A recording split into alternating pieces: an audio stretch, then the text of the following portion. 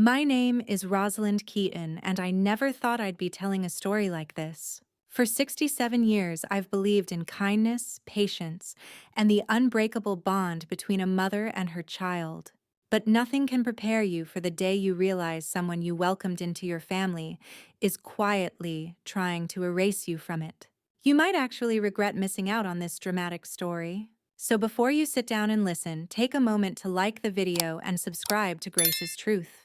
I still remember the day I first met Daniel, my daughter Emily's new boyfriend at the time. He had that perfect polished smile, the kind that could charm an entire room.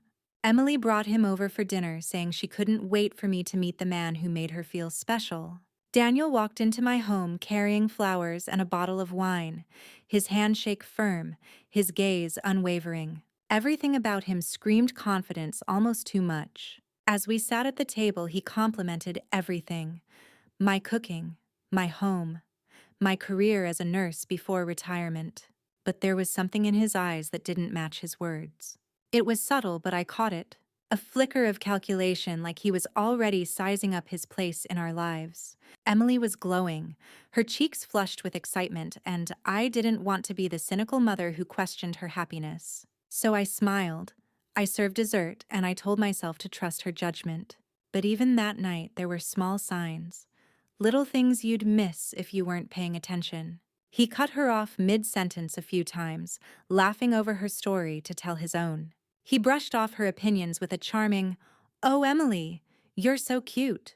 It was the kind of behavior that might seem harmless in public, but sent a quiet chill down my spine. Over the next few months, Daniel became a permanent fixture in Emily's life. He was always around, always, the one making plans, deciding where they would go, what they would do. And slowly, I noticed Emily's calls became less frequent. Our weekly coffee dates turned into once a month, then every other month. Whenever I tried to make plans, Daniel somehow had other things scheduled.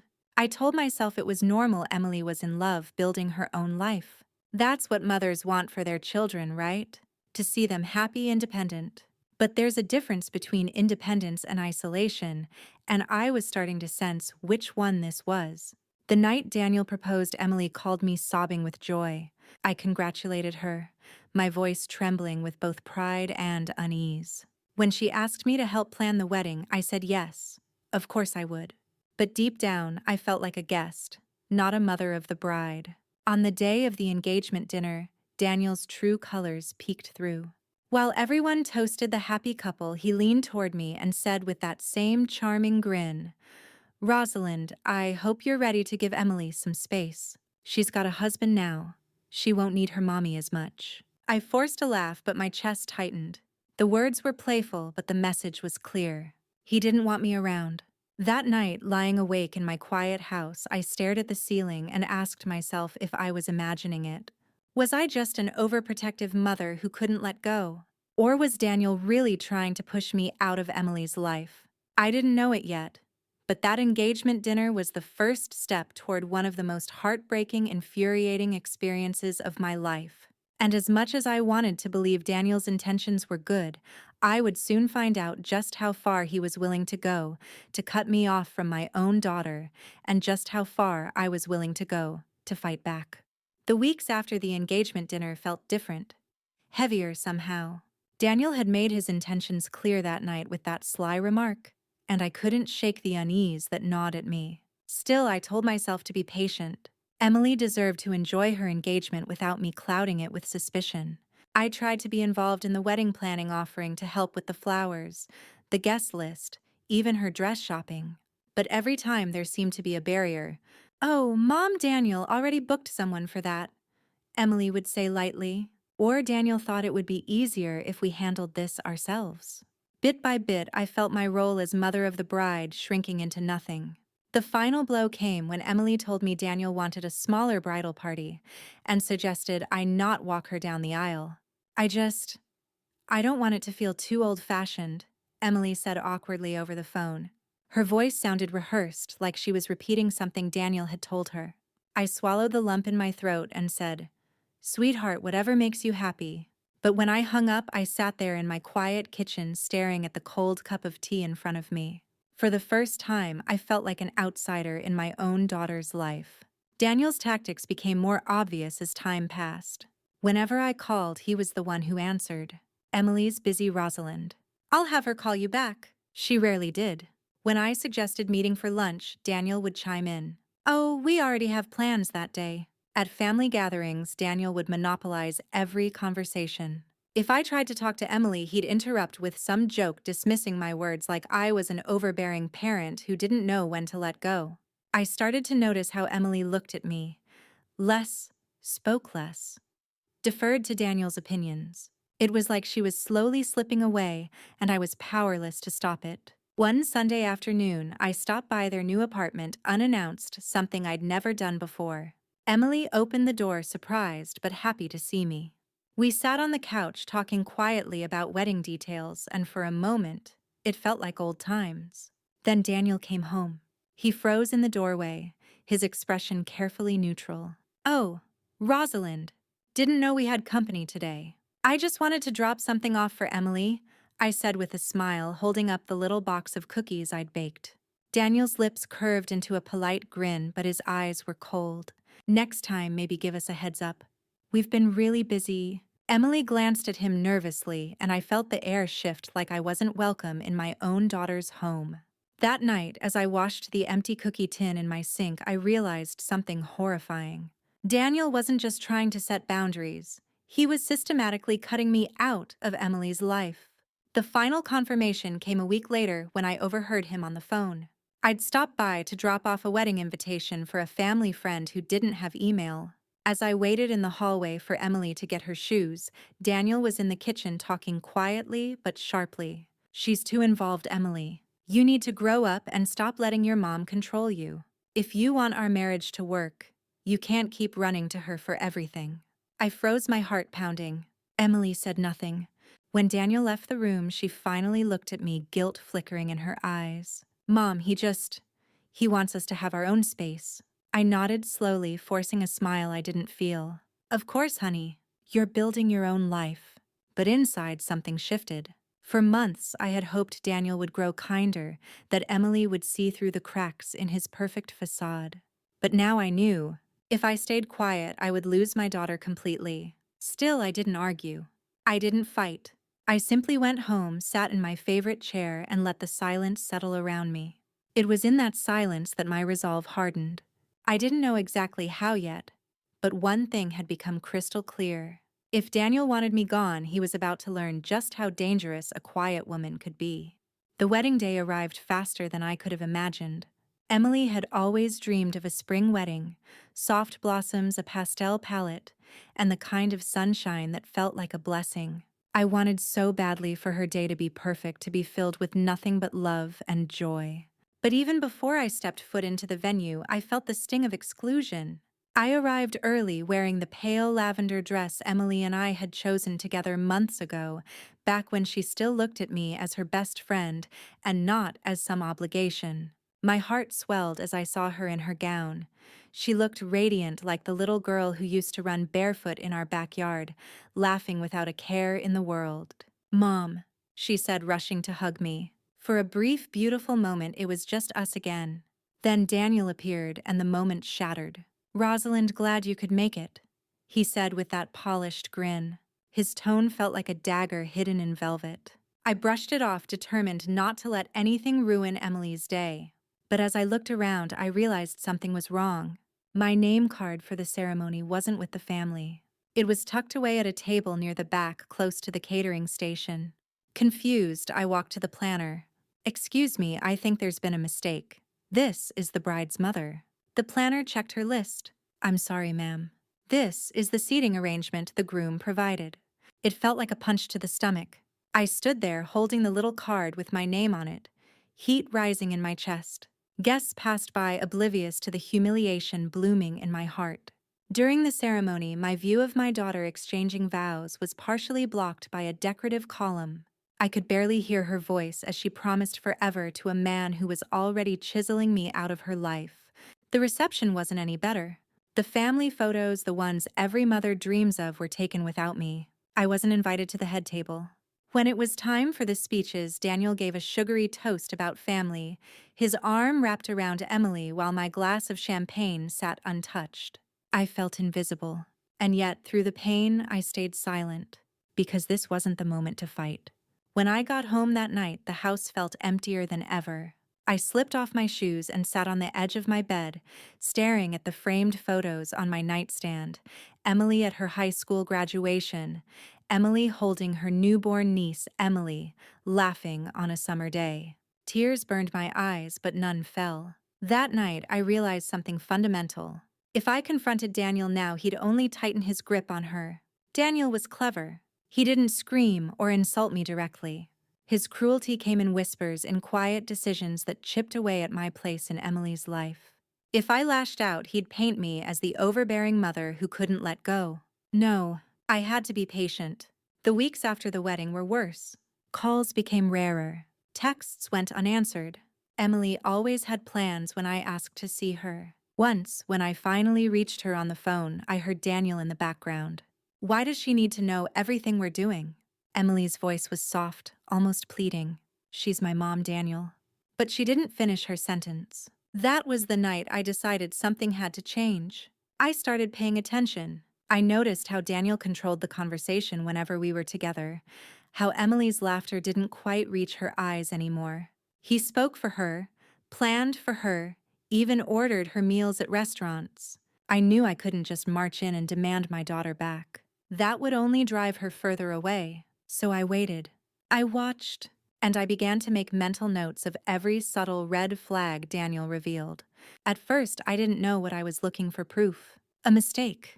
But deep down, I trusted that men like Daniel always slipped up. They couldn't help themselves.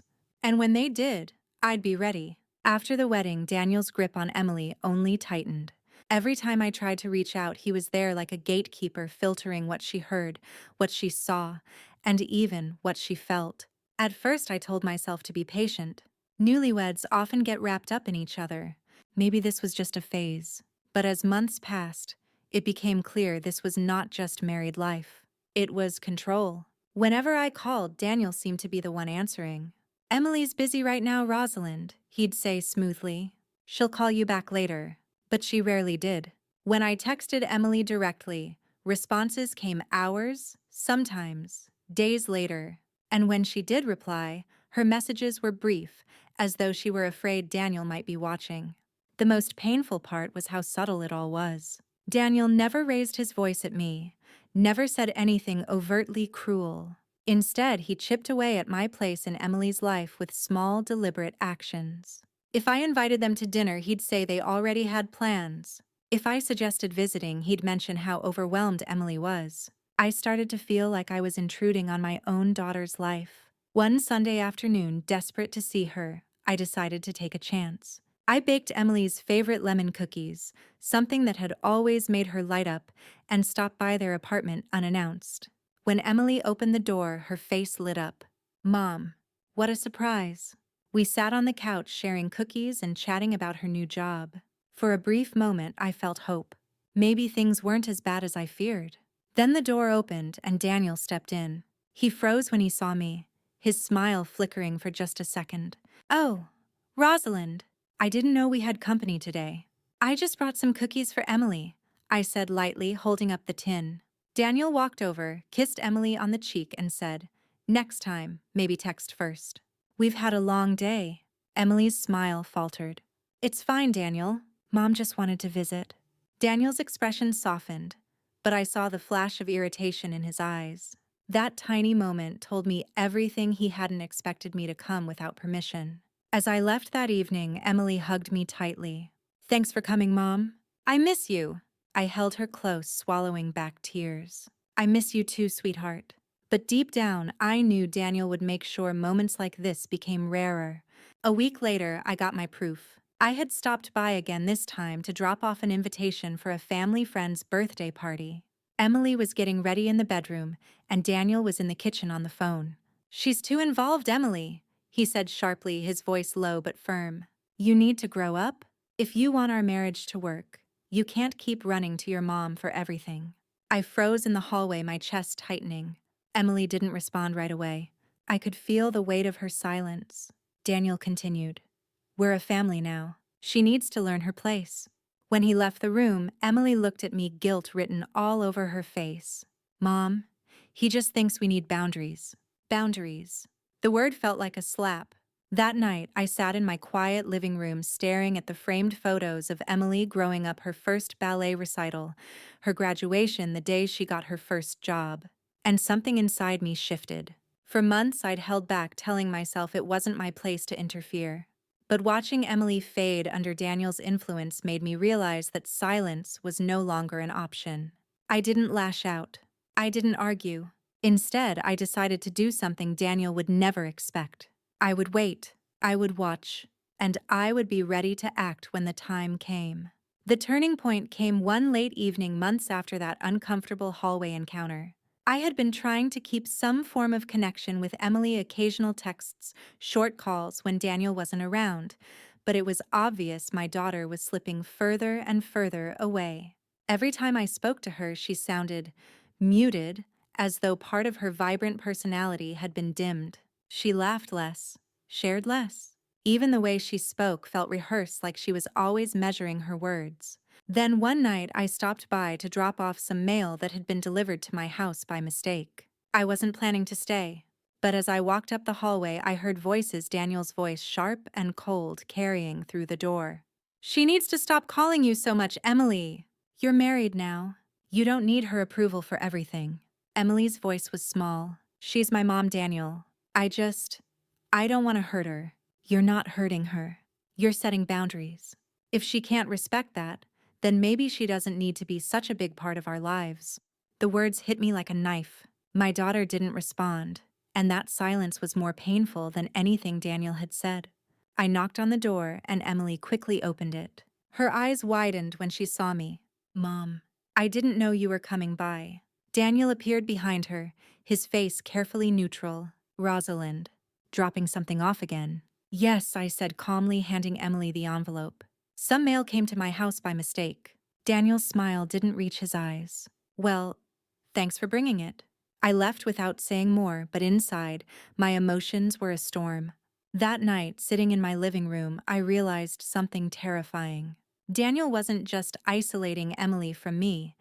He was reshaping how she thought about our relationship. If I confronted him directly, I would lose her completely. He'd paint me as controlling, and she'd believe him. So I did the one thing Daniel wouldn't expect. I went quiet. I stopped calling as much. I let Emily be the one to reach out, even if it meant waiting days for a text that said nothing more than, "Hope you're well." But while I seemed distant, I was paying close attention. I started to notice patterns: how Daniel always took her phone when she wasn't looking, how he dismissed her opinions in conversations, how he made small jokes at her expense that weren't really jokes at all. Whenever I was with them, I began mentally noting everything: his tone, his words, even the way Emily flinched slightly when he put a hand on her shoulder. I started saving every text he sent me, every short clipped message where he pretended to be Emily. Then one afternoon, I overheard something that confirmed everything I feared. I was standing by the doorway of a cafe waiting for my coffee when I saw Daniel outside on the phone. He didn't see me.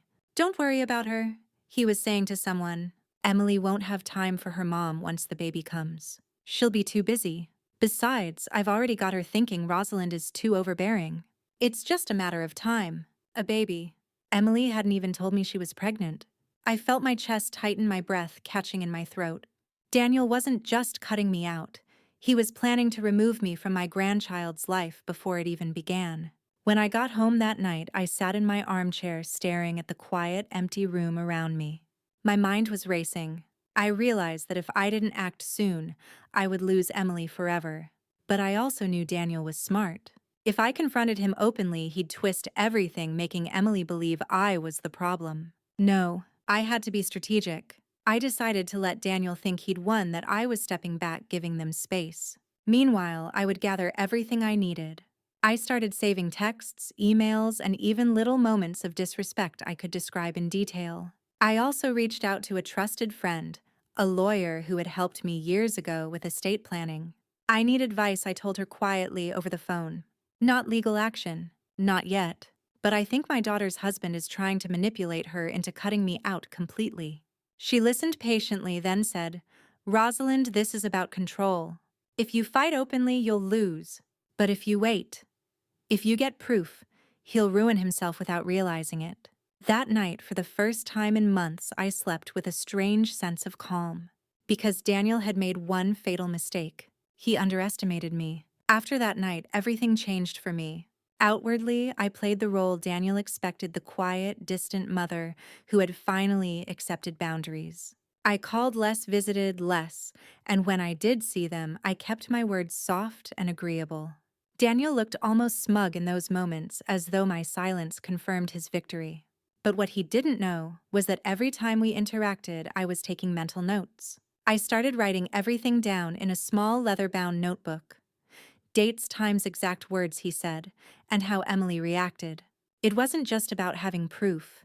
It was about reminding myself that I wasn't imagining things. Little by little, the notebook filled with entries. Feb 14, Valentine's dinner. Daniel ordered Emily's food without asking her what she wanted. Feb 27. Daniel took Emily's phone mid-conversation, told me she was busy when she wasn't. Mar 3. Emily texted me, but the message was clearly typed by Daniel's short cold, not her tone. The more I wrote, the more patterns emerged. Daniel wasn't just controlling, he was methodical. But my quiet observation paid off in a way I never expected. One afternoon, Emily stopped by my house alone. She hadn't done that in months. She looked pale, tired, and anxious, like the spark in her eyes had dimmed completely. Mom, she said softly, sitting at my kitchen table. Daniel says you think he's trying to keep me away from you. That's not true, is it? I felt my chest tighten. He was turning her against me directly now. I reached across the table and took her hand. Emily, you're my daughter. I would never try to take you away from anyone. I just want you to be happy. She smiled weakly, but I could tell she didn't believe me, not fully. Daniel had gotten to her. After she left, I sat in the kitchen long after the tea had gone cold, staring at the door she'd just walked through. I realized that Daniel was winning. If I didn't do something soon, Emily would eventually believe every poisonous word he whispered about me. That night, I called my old friend Lydia, the lawyer I trusted more than anyone. Lydia, I said quietly, I need your help. Not legal action yet, but I need to know my options. I need to know how to protect Emily and my grandchild from him. Lydia didn't hesitate. Start gathering evidence. If he's controlling finances, get proof. If he's isolating her, document it. Because one day, Rosalind, you'll need to show her exactly who he is. Her words lit a fire in me. From then on, I became even more careful. I started discreetly saving every voicemail, every text, every email. When I visited, I noticed how Daniel often hovered nearby, listening in. I pretended not to notice, but I was memorizing every detail, his tone, his expressions, even how Emily's body language shifted when he was near. One evening, I had dinner with my neighbor Grace, who had always been blunt about her dislike of Daniel. I've seen men like him before, she said as we sipped tea on her porch. They start charming, then isolate. Next comes financial control. Her words stuck with me. That night, I decided to dig deeper, not just into Daniel's behavior, but into his past. Through a few old connections and some quiet online searching, I learned that Daniel had been married once before. His ex-wife had filed for divorce, citing emotional abuse and financial manipulation. I stared at the screen, my heart pounding. Everything I had feared was true. But this wasn't just about me anymore. Emily was pregnant, vulnerable, and tied to this man in a way that could trap her for life. As much as I wanted to run to her with everything I knew, I stopped myself. Daniel was clever. If Emily thought I was attacking her husband, she'd shut me out completely. No, I needed proof, undeniable proof. And I needed the perfect moment to use it. So I waited. I stayed quiet, polite, agreeable. Because sometimes the strongest thing a woman can do is wait for the right moment to strike. And deep down, I knew that moment was coming. The following weeks became a careful dance of patience and planning. Outwardly, I maintained my silence, playing the role Daniel expected of me, the subdued, accommodating mother who had finally learned her place. I called less, visited less, and whenever we met, I smiled and agreed with whatever he said. Daniel seemed almost pleased with himself. He would glance at me during family dinners with a smug expression, as though he had finally tamed me. But behind that facade, I was documenting everything. My notebook had become my weapon, filled with dates, times, and exact quotes. It wasn't just cathartic, it was my insurance policy. I wrote down every controlling remark, every dismissive comment, every instance where Emily's voice seemed replaced by his. At the same time, I grew closer to Grace, my neighbor. Over cups of tea, we would talk about life, but inevitably the conversation returned to Daniel. "You're not crazy," Rosalind Grace told me firmly one afternoon. "I've seen him in town. The way he talks to her, it's like she's a child, not a wife." Her words validated my instincts. Grace had sharp eyes and she'd noticed things I hadn't. How Daniel always walked slightly ahead of Emily. How he'd answer questions for her when they were in public. Then one evening, Grace said something that would change everything. "You know, I used to work with his ex-wife." She never talked much about him, but when she finally left, she was broken. Said he drained her emotionally and financially. My stomach dropped. After Grace left that night, I couldn't shake the thought. I searched public records and found the divorce filing. The words were chilling. Emotional manipulation, financial coercion, isolation from family. It was like reading a blueprint of what Daniel was doing to Emily. But knowing wasn't enough. I needed undeniable proof. Over the next few weeks, I began saving everything. Screenshots of texts that were clearly written by Daniel. Bank statements Emily had once accidentally left at my house that showed large, unexplained transfers to Daniel's personal account. Voicemails where Daniel explained why Emily couldn't come to the phone. Each piece of evidence was a puzzle piece, and I was slowly putting them together. Then came the moment that solidified my resolve. One Saturday, Emily stopped by unexpectedly. She looked pale, tired, and smaller somehow, like the life had been drained out of her. "Mom," she said softly, sitting at my table, "Daniel thinks you're too involved. He says you don't respect our space." I took her hand. "Emily, I've never wanted anything but your happiness. If you need space, I'll give it. But I hope you know I'll always be here for you." Her eyes softened for a moment, but she said nothing more. When she left, I realized just how deep Daniel's manipulation ran. Emily was defending him even as he pushed her away from me. That night, I made a decision. I would protect my daughter and my future grandchild at any cost. I contacted Lydia, my lawyer friend, again. "It's worse than I thought," I told her. "Then we plan," she said simply. "You wait until the perfect moment when there's no denying what he's done." Her words became my mantra. In the meantime, I started preparing quietly. I opened a secure folder on my computer for all my evidence. I even recorded one of our phone calls, Daniel's voice curtly saying, "She doesn't need to know about the baby yet. She'll just meddle." Every time I saved another piece of evidence, I felt a surge of strength. Because Daniel thought he was winning. He thought my silence meant defeat. But in reality, I was arming myself patiently, carefully, methodically. And soon I would be ready to strike. By the time spring arrived, my notebook was almost full. Each page was another reminder of Daniel's quiet cruelty, the subtle digs, the controlling gestures, the way Emily had become a shadow of herself. But I also knew that my word alone wouldn't be enough.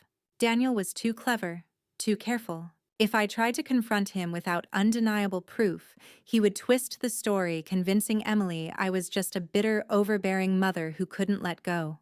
That was when Grace became more than just a friend. She became an ally. Grace had known Daniel's ex-wife from years ago. One afternoon, as we sat on her porch with tea, she told me something that made my blood run cold. "Her name is Laura," Grace said. "When she left him, she told me she'd lost everything, her savings, her friends, her confidence. He isolated her from everyone who cared about her, just like he's doing to Emily." "Do you know where she is now?" I asked. Grace nodded. "She moved 2 towns over. I could reach out to her if you want." I hesitated for a moment. Contacting Laura felt like crossing a line, but this wasn't just about me anymore. Emily was pregnant, vulnerable, and bound to a man who had already destroyed one woman's life. "Please," I said finally, "see if she's willing to talk." A few days later, Grace called. "She'll meet us. She said she wishes someone had warned her before it was too late."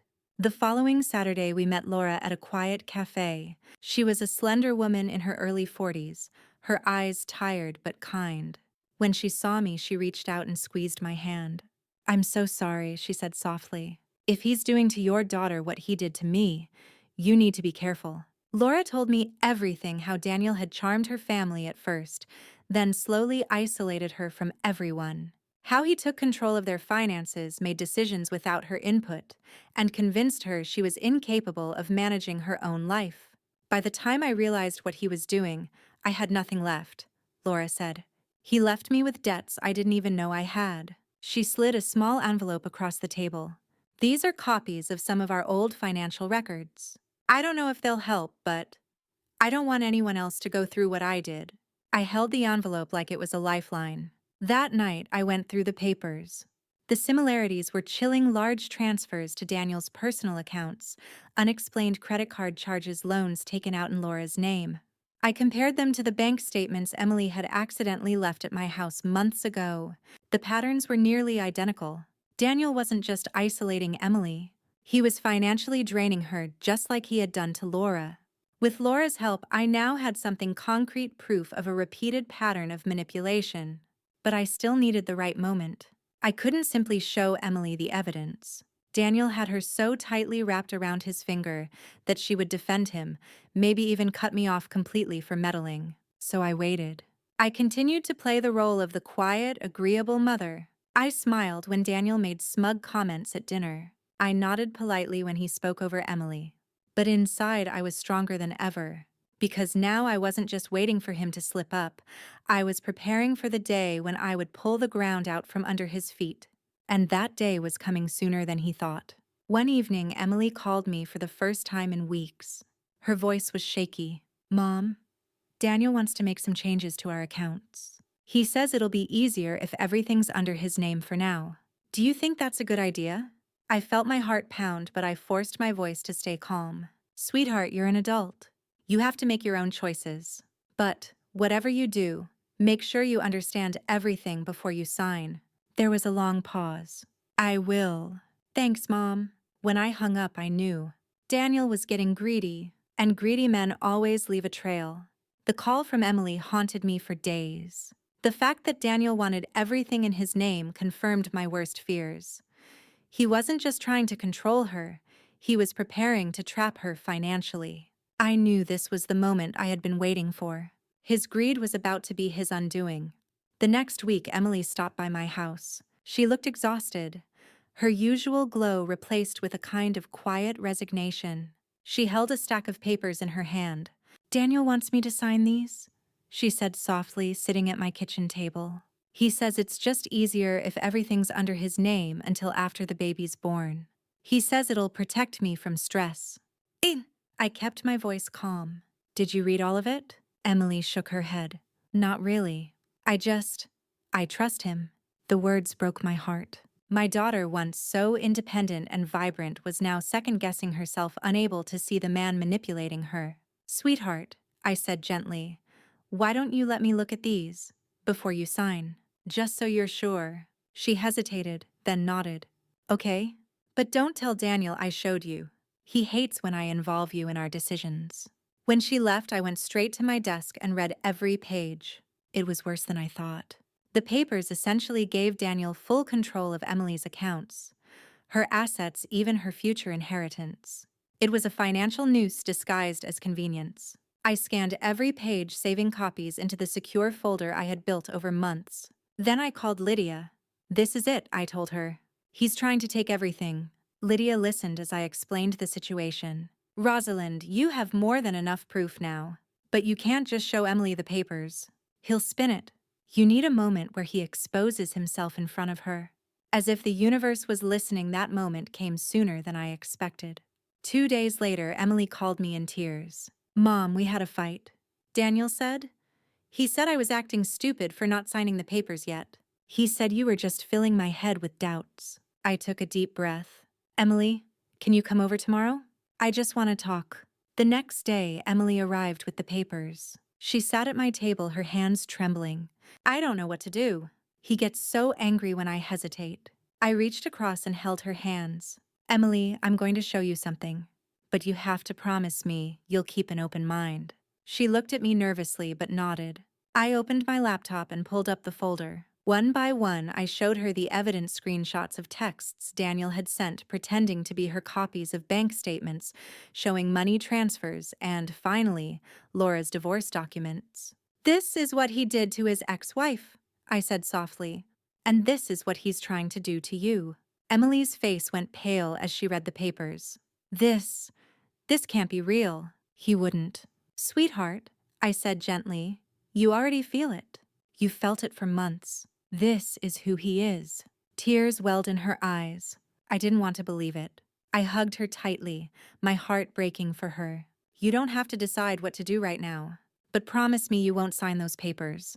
She nodded slowly, her hands clutching mine. That night after she left, I felt a strange mix of relief and dread. Because while Emily finally saw the truth, Daniel wasn't going to let go easily. And I knew deep in my gut that things were about to get ugly. The next week felt like the calm before a storm. Emily hadn't signed the papers, but she also hadn't confronted Daniel about what she'd learned. She was processing, and I didn't push her. I knew how difficult it was to accept that the man you loved had been deceiving you all along. But Daniel must have sensed the shift. 3 days later, Emily called me late at night. Her voice was trembling. Mom, he found out I didn't sign. He's furious. He said you're trying to ruin our marriage. Where is he now? I asked sharply. He left. Said he needed to cool off. Mom, I'm scared. I gripped the phone tightly. Emily, listen to me. You're not alone. Come here. Pack a bag if you need to, but don't be there when he gets back. An hour later, Emily arrived at my house, eyes red and swollen. She collapsed into my arms, sobbing. I can't believe I didn't see it, she whispered. How could I be so blind? You loved him, I said softly. That's not weakness. That's trust. And he took advantage of it. For the next 2 days, Emily stayed with me. Daniel called constantly, sometimes apologizing, sometimes raging. She didn't answer. During that time, I met with Lydia again. We went through every piece of evidence, my notes, screenshots, Laura's documents, the unsigned papers. This is more than enough to protect Emily, Lydia said. But you need to be careful. If you humiliate him outright, he might lash out in ways you can't predict. The safest way is to expose him publicly somewhere he can't twist the story. It was risky, but it was the only way to make Emily see the full truth. 2 nights later, Emily decided to meet Daniel for dinner. Mom, I need to talk to him, she said. I need to hear what he says for myself. I'll come, I told her. Not to interfere, just to listen. We chose a quiet family restaurant. Daniel arrived looking polished as always, but there was an edge to his smile, a tension beneath the charm. Emily, he said smoothly, ignoring me. I just don't understand why you're listening to your mother. We're supposed to be a team. Emily's voice was steady, though her hands trembled slightly. A team doesn't hide things from each other. A team doesn't drain accounts behind someone's back. Daniel's smile faltered for the briefest second. I don't know what she's told you, but she didn't tell me, Emily interrupted. I saw it. I saw everything. The color drained from Daniel's face. You don't understand. I slid a folder across the table. She understands perfectly, Daniel. These are copies of the accounts. And this, I pulled out Laura's documents. This is what you did to your ex-wife. For a moment, the mask slipped completely. Daniel's eyes hardened, his jaw tightening. You had no right. I had every right. Emily said, her voice shaking but strong. You tried to take everything from me, and you tried to take me from my mom. Daniel's face flushed red. You're pathetic, he spat. You can't make a decision without her holding your hand. Every person in the restaurant turned to look at us. Daniel realized too late that he'd just revealed exactly who he was. Emily stood, her hands trembling but steady. We're done. When we left, Daniel stayed behind, too stunned to follow. As we walked to the car, Emily clutched my hand. Thank you, she whispered. For waiting. For letting me see it myself. I hugged her tightly. You saw it when you were ready. That's what matters. But deep down, I knew this wasn't over. Daniel wasn't the kind of man to walk away quietly. And while Emily was finally free, I was prepared for whatever he tried next, because this time we weren't alone. The night after that dinner, Emily stayed at my house again. She was quiet, processing everything that had just happened. I didn't press her to talk. Sometimes silence can be more healing than words. But Daniel didn't stay silent for long. The next morning, Emily's phone buzzed with message after message. Apologies, excuses, desperate pleas to talk. He even sent flowers to my house with a note that read, "Please tell Emily to come home. We can fix this." Emily read the messages with shaking hands. "He just doesn't get it," she whispered. "That's because men like him don't think they've done anything wrong," I told her. "They think control is love. And when they lose that control, they panic." 2 days later, Daniel showed up at my house. I saw his car pull into the driveway and my stomach tightened. He stepped out immaculate as always, holding a bouquet of roses. "Rosalind," he said smoothly, "I just want to talk to Emily. I think we can work this out." I opened the door halfway. "She doesn't want to see you right now." He smiled, but his eyes were cold. "This isn't your decision to make. It's hers," I said firmly. Emily appeared behind me, her face pale but resolute. "Daniel, I don't want to talk. Not now. Maybe not ever. Please leave." For a moment, I saw something flash across his face. Anger pure and unfiltered. But then the mask slipped back on and he nodded. "Fine," he said softly. "If that's how you want it." He turned and walked away, but I knew this wasn't the end. That night, Emily sat with me at the kitchen table. "Mom, I want to get out of this marriage, but I'm scared. I don't even know what's legally mine anymore." "That's why we have Lydia," I said, squeezing her hand. "She'll help us. And this time you won't go through it alone." Over the next week, we met with Lydia several times. We went through every bank statement, every text, every piece of evidence I had collected. Lydia built a case so strong that even Daniel wouldn't be able to twist it. But Lydia also gave Emily advice that surprised her. "You don't need to confront him again. Let the papers speak for you. Men like him always think they can talk their way out of anything. Don't give him that chance." Emily nodded, her jaw tightening with determination I hadn't seen in months. And then came the night that sealed Daniel's fate. Emily invited him to a family dinner at my house. Daniel arrived smiling as though nothing had happened. When we all sat down, Emily slid a folder across the table. "What's this?" he asked, opening it.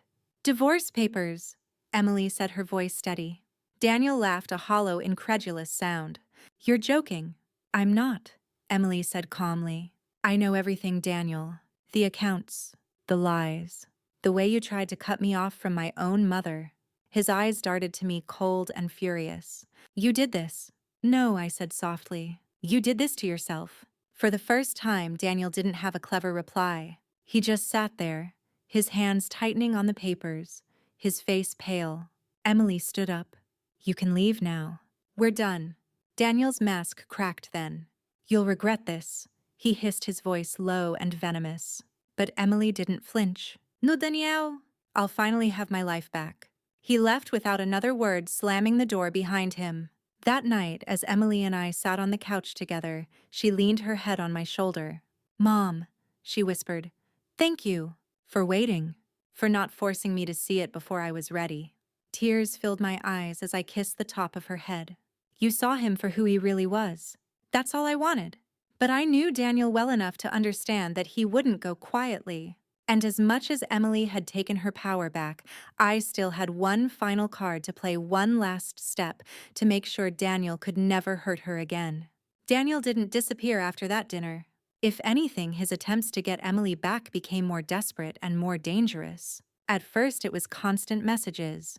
Long apologies, promises to change, even pictures of the flowers he sent to her workplace. When Emily didn't respond, his tone shifted. "You'll regret this. You're throwing everything away. Your mom turned you against me. She's jealous of us." Each message was another reminder of why she had left him. Lydia had advised Emily not to reply. "The more he talks, the more evidence we have of his instability," she explained. But then Daniel began showing up, at her workplace, at the grocery store. Once he even sat in his car across the street from my house for nearly an hour. Emily grew anxious, barely sleeping at night. "Mom, what if he tries to take the baby? she whispered one evening, her hand on her stomach. I took her hand and looked her in the eye. He won't. I promise you that. That was the night I made my final move. The next morning, I called Laura Daniels' ex-wife. She had been following everything closely and had offered to testify if needed. You have everything you need, she told me. You don't just have my story, you have a pattern, a history. He can't hide from that. I thanked her, tears welling in my eyes. You're saving my daughter's life, Laura sighed. I just wish someone had saved mine. That week, Lydia filed the divorce paperwork attaching all the evidence we had gathered. Screenshots, bank records, Laura's testimony. It was airtight. But Daniel still believed he could talk his way out of it. When he was served with the papers, he stormed to my house the same evening. You think you've won, he hissed as I opened the door. This isn't over. I stood my ground, calm and steady. It is, Daniel. You just don't know it yet. Behind me, Emily stepped into the doorway, holding her phone up, recording every word. Daniel froze, realizing too late that he had walked straight into our trap. You can leave now, Emily said firmly. Next time you show up here, it'll be the police answering the door, not us. For the first time, Daniel looked truly defeated. He turned and walked away without another word. 2 weeks later, we sat in Lydia's office as she reviewed the final steps. He has no chance of contesting this, she said, tapping the folder in front of her. His history, his actions, the evidence, it's all here. Emily, you're going to be free. Emily exhaled deeply, tears streaming down her face. I didn't think I'd ever get here. You did it, I said softly, holding her hand. You saved yourself. But Emily shook her head. No, Mom, you saved me. You never gave up on me even when I couldn't see what he was doing. I smiled, my heart swelling with both pride and relief. Sometimes the best way to fight back is to wait until the other person destroys themselves. Daniel just handed us everything we needed. A month later, the divorce was finalized. Daniel didn't show up to court that day. Maybe he was too humiliated. Maybe he had finally realized he had lost. As we left the courthouse, Emily turned to me. I can't believe it's finally over. It's not over, I said gently. It's the beginning. You're free now. You get to build the life you deserve with your baby, with people who love you for who you are. Emily hugged me tightly. I don't know what I would have done without you. You would have found your strength, I said softly. But I'm glad I was here to remind you you've always had it. For the first time in months, I saw her smile, the real, unfiltered smile I thought Daniel had taken from her forever. And in that moment, I knew he would never control her again. In the days following the court hearing, life began to feel lighter for both Emily and me. She moved back into her own apartment, one she could finally call her own, without Daniel hovering over every decision. I helped her decorate, bringing over little touches from her childhood home. Framed photos, the quilt her grandmother had made, a few of her favorite books that had been sitting on my shelves for years. There was still pain, of course. The end of any relationship, especially one that was built on manipulation, left scars. Emily struggled with guilt. Mom, she said one evening as we unpacked boxes, I keep thinking, why didn't I see it? Why did I let him do this to me? I put my arms around her. Because you loved him. And love makes us believe the best in people. That's not weakness, Emily. That's being human. The only shame would have been staying once you saw the truth. She nodded, tears glistening in her eyes. I feel like I wasted so much time. You didn't waste it, I said softly. You learned, and now you'll never let anyone treat you that way again. But Daniel wasn't done trying to get to her. He sent letters, long rambling apologies mixed with veiled threats. We belong together, one read. Another said, you can't keep me out of my child's life forever. Emily was terrified every time a letter arrived. Do you think he'll try to fight for custody? She asked one night. He might, I admitted. But Lydia's prepared for that. With his history and everything we've documented, any judge will see through him. You and your baby will be safe. Still, I could see the fear in her eyes. That fear was what pushed me to take one final step. Through Laura Daniels' ex-wife, I discovered that he was already in serious debt. His previous divorce had drained him financially, and his reputation wasn't as clean as he liked to portray. There were whispers in town about shady deals and unpaid loans. I decided to dig deeper. Using my network of friends from my nursing days, I quietly reached out to people who knew Daniel through work and business. What I found was damning multiple people he'd borrowed money from investments he'd mismanaged, and a trail of broken promises. I collected statements, emails, and even a recorded voicemail from a former colleague. He ruined me financially. If you trust him, you're a fool. The pieces started to fall into place. Daniel wasn't just manipulative in relationships. He was reckless in every aspect of his life. When I shared what I'd found with Lydia, she smiled for the first time in weeks. Rosalind, this changes everything. If he even tries for custody, we can bury him in evidence of his irresponsibility. He'll lose any claim before it starts. Emily cried when she heard. Mom, how did you do all of this? I smiled gently, because I refused to let him win. You're my daughter, and I won't let anyone take you or my grandchild from me. Finally, we took one last step. We had Lydia send Daniel a formal letter detailing every piece of evidence we had against him. It was a warning in plain words that any attempt to challenge custody or harass Emily further would end in complete legal destruction. The message was clear. We are not afraid of you anymore. Weeks went by and the letters stopped. The calls stopped. Even Daniel's car stopped appearing outside my house. It was as if he had finally realized he had lost and that we had won. One sunny afternoon, Emily and I sat together in her apartment, now fully unpacked and filled with warmth again. She rested a hand on her growing belly. You saved me, she said softly. I shook my head. No, Emily, you saved yourself. I just stood beside you until you remembered how strong you really are. For the first time in a long time, I saw the daughter I used to know, the confident, independent woman Daniel had tried to erase. She smiled through tears. I don't know what I would have done without you. You would have found your way back, I said, squeezing her hand. But I'm glad I could help you get there sooner. And in that moment, I realized something powerful. Daniel thought silence meant weakness. But silence was what gave me the strength to see clearly, to gather proof, and to wait for the perfect moment to act. Sometimes the quietest people are the ones planning the loudest victories. Life slowly began to settle into something resembling peace. Emily was free, her divorce finalized, and for the first time in months, she looked like herself again. Her laughter returned, tentative at first, then stronger with each passing day. But freedom came with its own challenges. Pregnancy had its ups and downs, and Emily was adjusting to single life again. We spent countless afternoons preparing the nursery, painting walls in soft shades of yellow and gray. Each tiny onesie we folded together felt like a quiet triumph, proof that she was reclaiming her life one step at a time. Yet I knew healing wasn't just about moving forward. It was about making sure Daniel could never come back. I still remembered Lydia's words clearly. Men like him rarely give up control. He may stay quiet for a while, but he'll always be looking for a way back in, unless you close every door. So that's exactly what we did. Working with Lydia, we filed legal motions to secure Emily's finances and protect her assets. We made sure Daniel couldn't touch a single penny of her money or future inheritance. We also set up custody arrangements ahead of time, papers that ensured he'd have supervised visits only if he ever tried to claim parental rights. Every document we signed, every precaution we took felt like reclaiming another piece of Emily's future.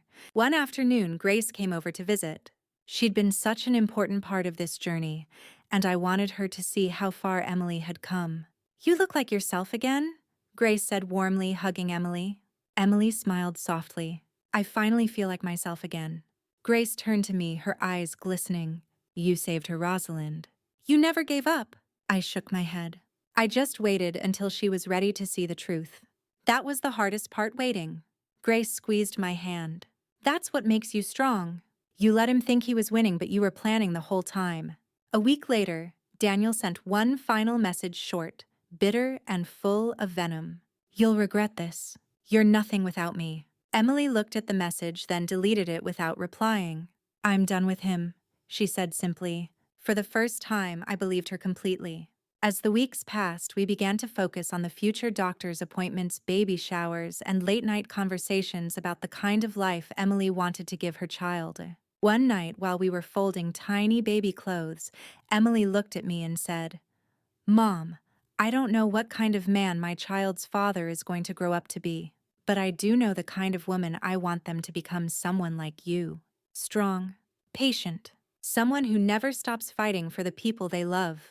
Her words brought tears to my eyes. Emily, you're already that woman. You just needed to remember who you were. When the baby shower arrived, it felt like a celebration, not just of new life, but of freedom. Friends and family gathered laughing and taking photos, filling the room with warmth and love. As I watched Emily open gifts, tiny shoes, soft blankets, rattles, I realized just how far we had come. The woman sitting there, glowing and smiling, was nothing like the one who had once defended Daniel's every action. She was free. After everyone left, Emily hugged me tightly. "Thank you, Mom, for everything." I kissed her forehead. "You don't need to thank me.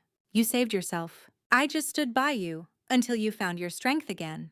That night, as I sat alone in my living room, I thought about everything we had been through. Daniel had tried to erase me from Emily's life to make her forget who she was. But in the end, his manipulation had been his undoing. Because men like Daniel always underestimate women like me. They think silence means defeat. But silence, when used well, is the sharpest weapon of all. Emily went to bed that night, peaceful for the first time in months. I stayed up a little longer, sipping tea, staring at the baby blanket I'd knitted sitting neatly on the arm of the couch. For the first time in a long time, I allowed myself to feel something other than anger or fear. I felt hope. Hope for Emily.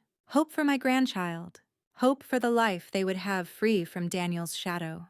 And I promised myself that I would always protect them quietly, fiercely, and without hesitation. Because that's what mothers do. The day Emily gave birth to her baby girl felt like a final, unspoken victory. I sat by her side in the hospital, holding her hand as she brought new life into the world. When I heard that first tiny cry, I felt tears roll down my cheeks. Tears of relief, joy, and quiet triumph. Emily held her daughter, her face glowing despite the exhaustion. "Mom," she whispered. "Meet Lily." I looked at the tiny bundle in her arms, her delicate fingers curling instinctively around Emily's thumb.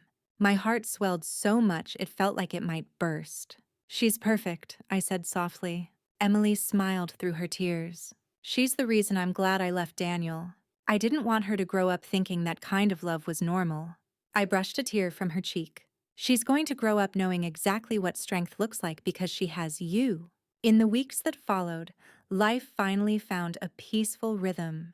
Emily moved into a cozy new apartment near my home. We spent our days taking care of Lily, cooking dinners together, and planning for a future that was finally hers to shape. Daniel, for the most part, stayed silent. Lydia made sure every legal door was closed to him. He had no claim, no power, no way back in.